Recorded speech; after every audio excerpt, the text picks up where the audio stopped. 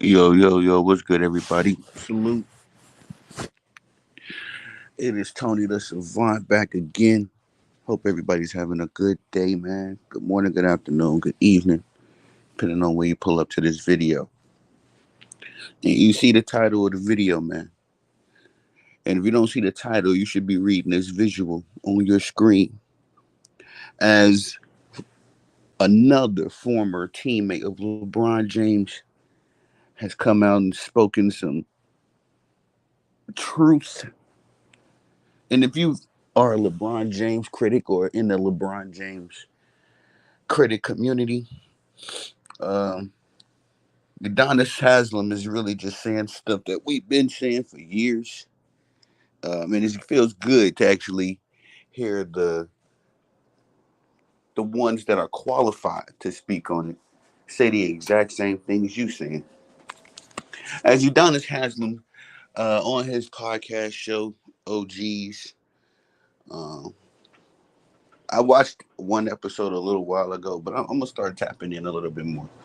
But he made some headlines because if you didn't know, LeBron James on his last podcast made some remarks that have had some people in the media rumbling.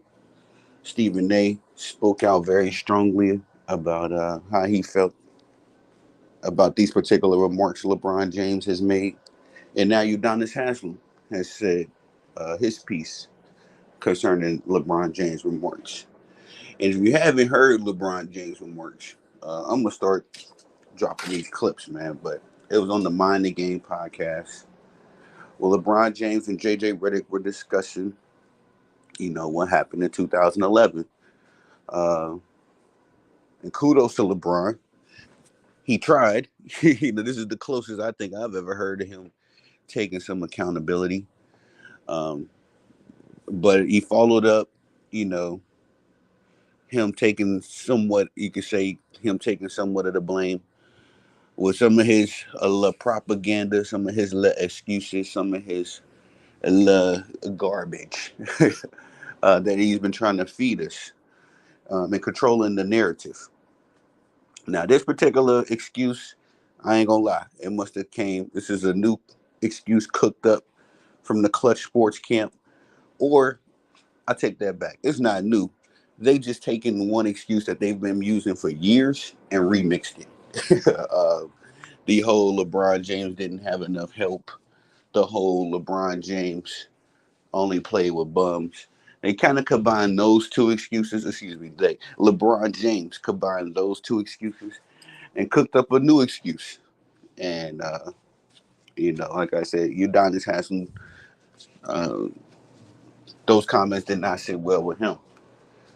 But all in all, what LeBron James said was that the reason why the Miami Heat was not able to win the championship in 2011 was because they didn't have enough help. Well, he didn't say that verbatim. He said that they had minimum guys, meaning that the guys that take the NBA salary minimum in order to have a roster spot. Usually, you'll see there's some of the NBA veterans who've made their money and been in the league a while. But LeBron James fails to mention that the reason why the 2011 Miami Heat only had minimum guys is because they had to allocate all of their salary to three players. And usually NBA rosters have about, I believe, 12 to 15. I can't recall. And even if that's many. But you're talking about in the playoffs, you got a 7-man rotation. All right. So you're talking about paying all of your money to three players. It's going to be tough, yeah, to compete down the stretch. But even with that, LeBron James, the Miami Heat's quote unquote minimum guys were guys like Juwan Howard, Carlos Arroyo. I made a video talking about this the other day, or just covering the Mind the Game podcast. But there was a number of guys, including Udonis Haslem, on that list. They definitely had enough. Mike Bibby was another notable name I think I brought up in the last video as well. Big Z. They had Joel Anthony. They had enough, man. And when you got the alleged best player in the league, the two-time MVP, then you should have enough with that alone. In addition to a guy like Dwayne Wade and Chris Bosh, whom, to their credit, were balling in 2011 in that finals. Um, the one reason why I believe that they weren't able to win that NBA Finals was because LeBron James found a way to disappear, in fourth quarters and most definitely in the closeout game in that series. But uh, after LeBron James made his remarks, Udonis Haslem takes to his podcast. Now I gotta listen to the actual clip. I'm sorry, I gotta listen to the actual podcast. In its totem. I only heard a clip, so uh, he just states that hey, Dwayne Wade should have won the MVP, man, in 2009. And I agree a little bit with him on that note. I think that Dwayne Wade had a case in 2008. I think it was. Nah. It was another season. It may be in 2009. I gotta go back and look at D Wade's career. It may be 2009. I know it was around that 2008, 2009 time that I was thinking Dwayne Wade should have got an MVP. But definitely, Kobe deserved the MVP in 2009. Just looking back at the year he had, in addition to winning the NBA championship as well. That was definitely a Kobe year. I think we all can agree, if you're not a Bron fan or a Bron sexual, that um, LeBron James wasn't supposed to win it. I had Kobe number one, D Wade two, and if you want to throw, LeBron three, I had to go back and look at that, 2009 year to really gaining some more perspective as we are 15 years removed. Man, it don't seem like that long ago. But anywho, I had to go back and look at the statistics and probably watch a couple games from that year to really get a grasp on who was the real MVP between Kobe Bryant and Dwayne Wade. But I believe, just off my top of my head, I had Kobe Bryant winning the MVP that year, Dwayne Wade number two, and you could have threw LeBron James in there at number three. But of course, Nike and ESPN were on their hype train mission, and I don't think the hype train was any more higher ever than it was in the LeBron James' first tenure with the Cleveland Cavaliers. But yeah, man, Udonis Haslem comes out and he says the same thing, and I agree with him. Not and necessarily who he chose as to be the MVP, but basically him saying that Dwayne Wade should have won it, and definitely LeBron James should not have won it. You know, um, I agree with that. And LeBron James, bro, you think this dude would learn as Ray Allen? I'm just talking about members from the Miami Heat. Ray Allen has already spoken against this dude. Mario Chalmers has already spoken out against this dude. Dwayne Wade, to a degree, has spoken out against this dude, which is why I believe that LeBron James wasn't available for Dwayne Wade's Hall of Fame induction. But he continues to throw his teammates under the bus. We've seen LeBron James do this in press conferences. Seen him do it on these podcasts that he keeps coming up with. And then, now he's doing it on this podcast. Just throwing his teammates under the bus again. And I'm glad to see that Udonis Haslem providing some pushback because LeBron James could have just held this L, man. He could have just held his L. Like I said, he started off good.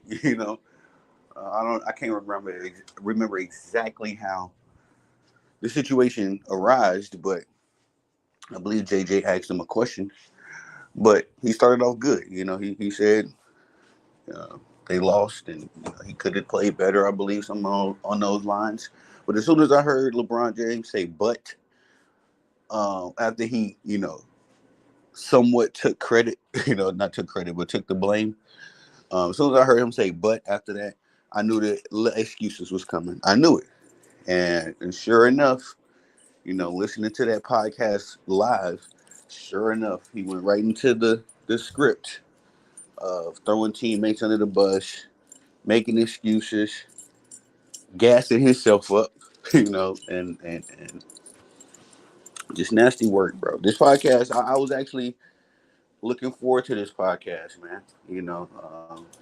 As a LeBron James critic, I know I give LeBron a hard time, as far as his on the court antics. But when I heard that him and JJ Redick were, cooking up this show that would be predicated on the X's and O's of the game, I was all in. I was like, all right, me and LeBron James. From time to time, I'm starting to notice me and LeBron James will have common ground. I won't say he's an enemy, but I often don't agree with LeBron James. You know what I'm saying, on political issues, on philosophical issues, definitely on sports philosophical issues. But from time to time, I guess a broken clock is going to be right twice a day. So even LeBron James can come up with something, I guess, on the planet Earth that I would agree with. So when I heard about this show, like I said, I was very excited. First episode or two was very good. And then, like we all predicted, when I say we all, I mean uh, the community of LeBron James critics and LeBron James haters, because that's two different communities. Although the LeBron James fans would like to lump everybody in as in one. I'm gonna be honest. It's four different categories. I just thought about it. LeBron James fans, and then you got Bron sexuals. All right, because there's actually some LeBron James fans that are, critical of LeBron, and they'll, bring up, uh, they'll agree. I'll say this: they'll agree when a LeBron James critic brings up a talking point or a good point. They'll agree. They won't necessarily repeat it, or they won't stick to it, because you'll see that same LeBron James fans start posting more cap, immediately after y'all had that conversation.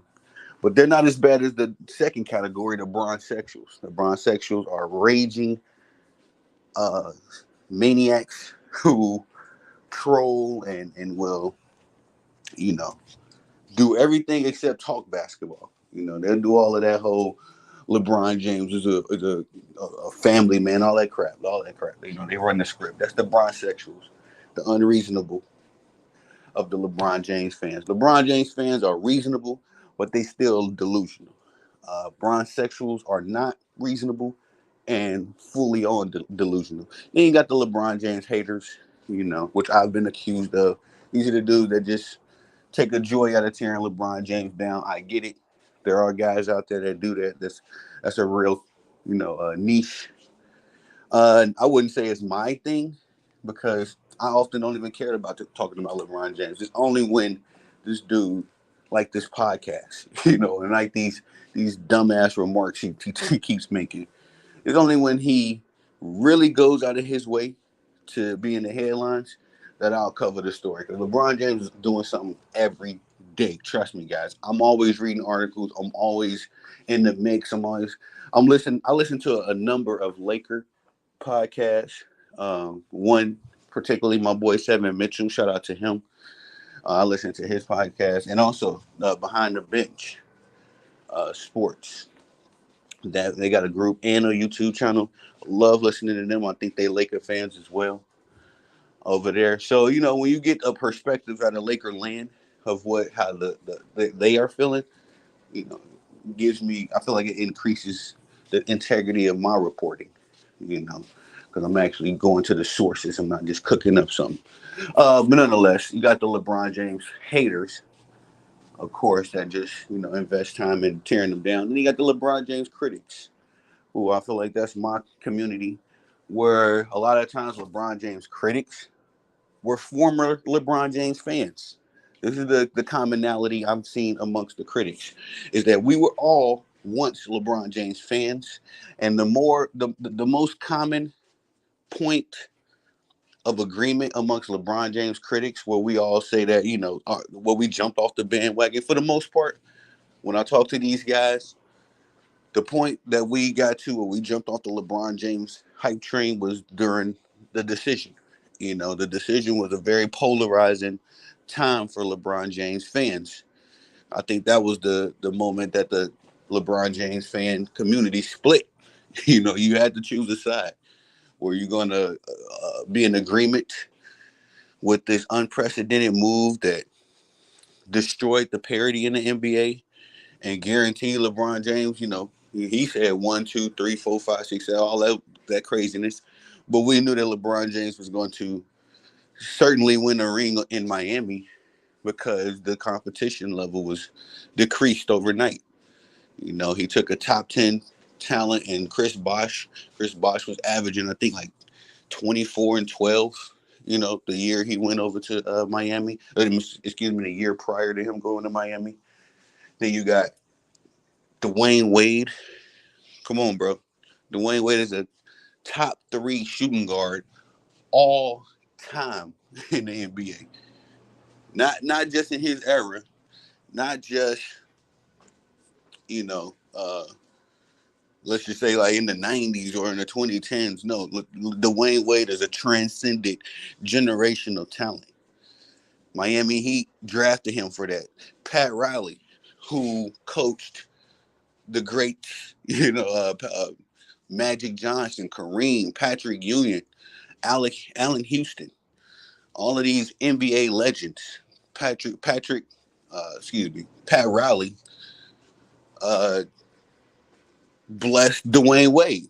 You know what I'm saying? He said Dwayne Wade, and Pat Riley felt like Dwayne Wade was a better talent than LeBron James. And he stands on that to this day. Uh,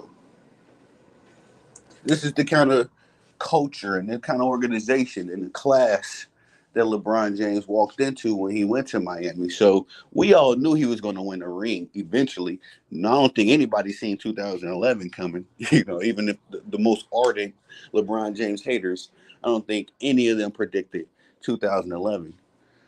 But still, we knew LeBron James was going to catch a ring then. So for me, breaking down these, communities within the communities, I honestly feel like the LeBron James fan base split during the decision. And you really had to choose a side, because that was such a polarizing time in the NBA. In addition to social media, really becoming a thing and going viral was really becoming a thing at that time as well. Yeah, man, the decision, you had to choose a side. I might, I might make a little video on that because that got me thinking. It really got me thinking.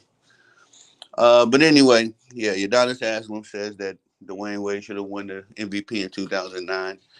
Um, as a Kobe guy, I would have put my ballot in for Kobe as far as voting goes. But I'm not mad at Dwayne Wade. I think Dwayne Wade should have definitely called him an MVP within that time frame, that late 2000s.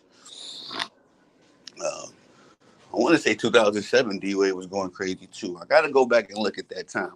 That was a good time to be an NBA fan. Talking about we had the young KD coming into the league, young D Rose. Bro, I'm gonna do 2007 to 2010 in the NBA. It was lit. I ain't gonna lie, it was lit. That was a very lit time in the NBA. You know. But anyway, it is your boy Tony the Savant. That's all I got for y'all on this one. Get a goal accomplished. Y'all have a great day. You know my slogan. I'm the only one that can get the job done. That's why I put in this work. Because the takeover will be live streamed. That's a fact. Y'all have a great day, man. I'll pop back out a little later. Peace.